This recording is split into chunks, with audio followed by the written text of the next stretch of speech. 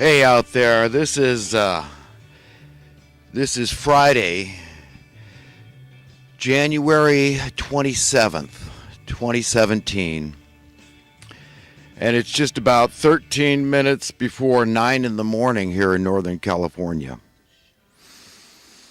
And once again today, I feel like I could talk for hours. I'm really going to try not to. And I'm going to really try not to sound condescending, patronizing, or in any way talking down to my fellow human beings. But I feel like I'm compelled to spend a lot of time trying to dispel ignorance and confusion. And what I need to understand first and foremost is that it's understandable why there is such vast ignorance and misunderstanding and confusion, because it's deliberate, because we've been trained by our rulers, our overlords, illegitimate as they are. They are sinister, they are diabolical, and there's a lot of adjectives you could use to describe how bad these people are. But bad kind of sums it up. They're bad people. They're black hats. And they're manipulating us 6 ways to Sunday. And we've all got to understand how profound, how dramatic that effect has been on our psyche and just the way we think. And the only hope that I have ever found is viable. The only comfort and the only consolation I can find is in prayer, is in God help me. God help humanity. And let's really prepare ourselves to wake up to the collective trauma that is inevitable. It's inevitable that one way or another we're going to wake up from this slumber, this mesmerization, this spell that we've been put under.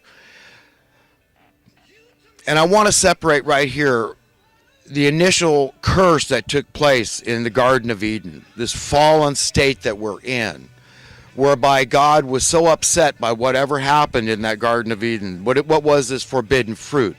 What was this tree of knowledge of good and evil that we partook of that really pissed God off to the point where he said he wished he didn't create us? Understand, we need to make a distinction between what happened there, but also tie it in to the way these people at the top, these black hats I'm talking about, operate.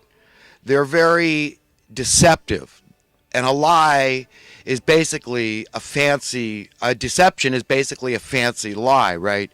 It's a very cunning lie. It's very tricky and very difficult to disambiguate and say, really, is it? I mean, are you sure that, I'm deceived and it's not this other guy? Because I sure thought it was this other guy. Well, the only way I've ever found to vet that is to turn to God and say, God, help me, please. I mean, I just want to see clearly here, man. I just want to be happy, okay? I need to believe that you're a loving God and that you want the best for me. Okay, certain things we have to establish as a foundation. We have to get our rock in order. We have to understand, these difficult things to understand, like, what Jesus talked about, about the rock of our salvation, and build your house on the rock. And we need to understand what being born again, how this is bandied about, and there is certain gray areas. People aren't sure sometimes. But we always have to seek the highest definition. Biblically speaking, we need to seek the highest translation, interpretation, definition, translation of what we're reading. So, always think first, is this a metaphor for the highest level of understanding here? So being born again, we think of it as spiritual. It's just an idea. Just you need to, be a whole other person. That means you're never going to sin again, right? We're born again, so we just don't sin. I haven't met anybody in my whole life. It's sort of like raising the dead. Jesus said that what I have done, all men can do, and more. Okay, what did he mean? I've never seen anyone raise the dead. We could say, wow, there's some fantastic stories out there, and it's possible that some people really did raise the dead, but really it was God's power. Just like Jesus, when he raised the dead, it was the power of the Father. I just read the story of Lazarus and how Jesus raised him up. And it's a fantastic story. I recommend everybody read. It was in, let's see, where was I reading from?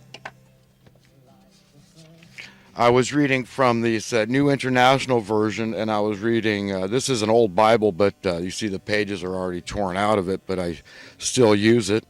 The glue just disintegrated. But Jesus raised Lazarus, and, he wept at the disbelief of the people. Because, it wasn't because he believed in death. Jesus doesn't believe in death. We don't need to believe in death. What we need to do is believe death exists and understand the implications thereof. But this is powerful stuff. Everything in the Bible is powerful stuff. I mean, they mocked him. They thought, Jesus, who was it? Mary? It was Martha, the sister of Lazarus. That, said, hey, he's been in there 4 days. He's going to stink now, Jesus. And, Jesus raised him anyhow, but he called on the power of the Father. And that's what we need to do, to come out of our state of cursedness, of mesmerization, not from the fallen state that we're in. We're all in this state. We're all sinners. Jesus said, look, if you don't confess you've sinned, then you're a liar, and the truth is not in you, okay?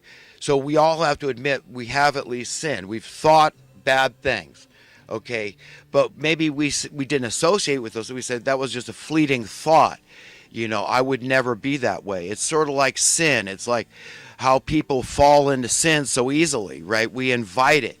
We tempt ourselves. We often even pay for it, right? But there's other things you say, well, but I would never do that thing, and that person's doing that, and it's not even illegal. It's out in your face. It's just white-collar crime, for example.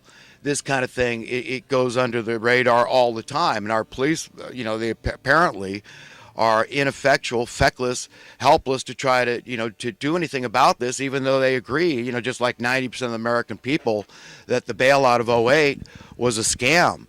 And, we should never have let that happen. That was invalid, even though Congress, Senate, the executive branch, the Federal Reserve, they were all in on it together, scamming, against what is best for the everyday people in America. Not some of the people, but all of the people considered. It was best to let capitalism work at that time, to let what's known as a market correction take place. And if that had happened, you would have seen a big dip in housing prices. We could have seen home ownership truly expand as a trend into the future, as seeing this as anybody that wants to be a homeowner can be, and you can own multiple homes if you so choose. As you see the worth of your currency increase, as you see basically natural economic progress take place, manifest itself before your eyes, and that's the evidence for that manifestation of economic progress.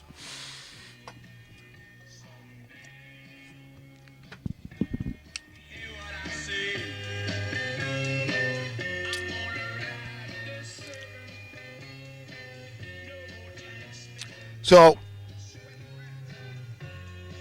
it's a good song. It's very pertinent to the things I'm talking about here. But listen, it's by the hand of God that we can come out of this state of madness. And I say a state of madness, which is apt, because the people at the top are mad, okay? They believe they're smarter than everybody else. They are delusional, okay, to believe that they're smarter than other people. Okay, they have abandoned their conscience. Apparently, I'm not going to condemn anybody. I'm not judging anybody. I'm just saying, because a lot of these people behave like they really believe what they believe. So these are the people that we need to come out of their spell. Yes, you need to understand that you were born under a curse, that there was a time when God wished he didn't even create us. But he said, you know what, I'm a merciful God, I'm a good God, I'm a loving God, and I'm going to put a plan into action. It's going to take a long time because this wound goes very deep. It's genetic. It's like it's in our DNA, whether a metaphor or scientific, very tangible and real. Okay, it doesn't matter. Okay, it works always. Okay, So it just, when it comes to understanding the heart and mind of God, we got to seek the highest understanding. Okay. When it comes to things like mercy, we say, oh, well, God's just a big pushover showing all this forgiveness and mercy. Or we say, no, maybe that's something I need to embrace more and adopt that idea of forgiveness and love. You know, just like everybody knows that I criticize everybody. Okay. I mean, you give me a chance, I'll criticize Jesus. So I get it, you know, but at the end of the day, it's just like this. Okay, if you're a righteous, upright person, decent, and I trust you, and I say, I know that's a person after God's own heart, okay, another one, and they're all over the place, and I disagree with them, and I criticize these people, just like I would criticize myself and do. Aren't we all our harshest critics at the end of the day? That's the way it works. It's like a default God built into it. The ball always ends up in our court. Like they say, you're your own worst enemy. Yes, that's right. The things we think, it starts with, then the things we say and the way we behave. Okay, so yes, that's the way it works. It's the paradigm God put into place. It's a default, and it's a good, safe thing. So we're not blaming each other at the end of the day. But I believe there's a lot of people that would be really good presidents, for example, and a lot of women too. In fact, women, I think, play a much larger role than they're being honored for, given credit for. Okay. And men need to understand that this nurturing side of the human being as a whole, the whole human being is male and female, God being male and female, that it's very critical that we understand this nurturing side and that men adopt it and embrace it and show it to their fellow man. Okay, it doesn't mean I need to have sex with you, okay, but I mean, it doesn't mean I don't mind giving a man a hug. I mean, what's wrong with that? Loving another man is a beautiful thing. Okay, but I mean, you know, when you involve sex, it changes the paradigm entirely. But, you know, there's nothing wrong with men being tender with each other and loving. Okay, just like women. Women are much better at that. And, you know, I mean, I'm not saying they don't get catty and all that too. I know all the ins and outs of that too. But the point is that, look, as a whole, women are less prone to violence. As a whole, they keep their heads better. Okay, they have a positive effect on men. We know that in a marriage.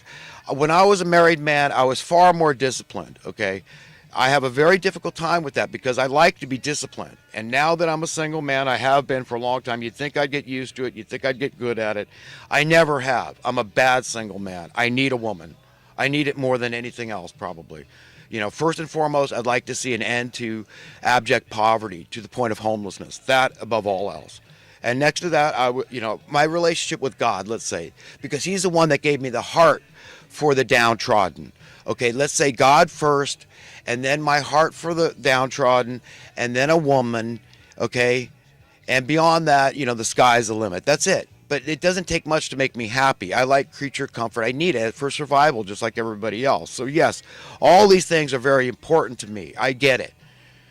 But, you know, women just need to be listened to more. Okay, that's what I think. I really believe that. And I think if they are given the respect that they're due, that they will rise to the occasion as men become, you know, greater beings of greater intellect, and kindness and mercy being all these good qualities that men they start showing they're embracing, then women will rise to show them that actually that's where I excel, says the woman, and she starts teaching the man. Okay, that's what I foresee happening.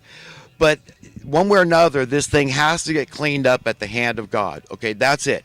It is the hand of God. If Donald Trump is for real, and by the way, Donald Trump, you deserve a huge vacation, brother. I mean, just take some time off, man. You already got your house in order, man. You did superlative what you've done so far. Just look, you did enough just keeping Hillary out of the White House, okay? All these haters, man, I don't get it. All these they're a bunch of commies, anti-establishmentarians, and I'm thinking, good God Almighty, Trump wants détente, wants peace with Russia, a communist nation, right? At least former. We can all agree on that. Which I'm not condoning, okay, because I don't prescribe to communism. I'm not a Robin Hood guy. I don't believe in taking from haves to give to have-nots. So let's settle that right here. I mean, if we're going to play that game, let's play it right, okay? Let's go for the guys at the very top. Am I making sense here? Okay, who owns the freaking planet? What is 1/7 billionth of the Earth's net worth? Okay, let's get real. Let's get honest. Let's do the math. Let's be scientific. Let's be logical. Let's be rational. Let's be reasonable if we're going to have the Robin Hood thing work. Okay, so let's be clear how I feel about socialism and communism. Okay, I don't prescribe to it. I believe in just letting a rising tide of prosperity work. It's just letting natural supply and demand, free market capitalism work. Okay, and always remember where the capital came from. Who put the fish in the sea? Okay, it wasn't the Rockefellers or the Rothschilds or any of these other elitists. Again, now let me make a distinction between elite and elitist. Okay, elite does not mean elite. I mean, if you think, well, rich guys are the elite, right? Well, they're not necessarily bad. You can't do that. That's an overgeneralization. Elitist is a mindset. It's a hypocritical mindset. If you're an elite like Donald Trump and you believe in prosperity, then you're an egalitarian.